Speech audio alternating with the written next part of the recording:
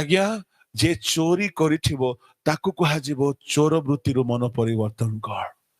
ଯେ ବ୍ୟଭିଚାରରେ ଥିବ ତାକୁ କୁହାଯିବ ବ୍ୟଭିଚାରରୁ ମନ ପରିବର୍ତ୍ତନ କର।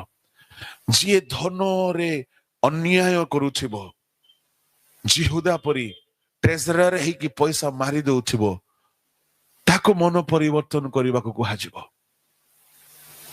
ଯିଏ ମିଥ୍ୟା କହୁଥିବ, ଯିଏ ମଦ୍ୟପାନ କରୁଥିବ, ଯିଏ ଖଇନି ଗୁଟକା ତମାକୁ ପୁଡ଼ିଆ ସେବନ କରୁଥିବ, ଯିଏ ଝଗଡ଼ା କରୁଥିବ ଘରେ ଶାଶୁ ସହିତ, ସ୍ୱାମୀ ସହିତ, ସ୍ତ୍ରୀ ସହିତ, ଯିଏ ମଣ୍ଡଳୀରେ ପାଳକଙ୍କ ସହିତ ଯେ ବିବାଦ କରୁଥିବ, ତାକୁ ସିନା କୁହାଯାଏ ମନ ପରିବର୍ତ୍ତନ କର। କିନ୍ତୁ ବଡ଼ ପୁଅ ସମ୍ବନ୍ଧରେ ଲେଖା ଅଛି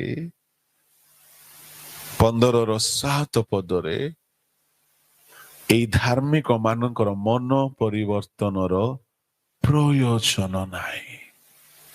ତା ମାନେ ଶୁଣନ୍ତୁ, ଆପଣ এই ସ୍ତରକୁ ଆସିବା ଦରକାର କି ଆପଣଙ୍କୁ ମନ ପରିବର୍ତ୍ତନର ଦରକାର ନ ପଡୁ।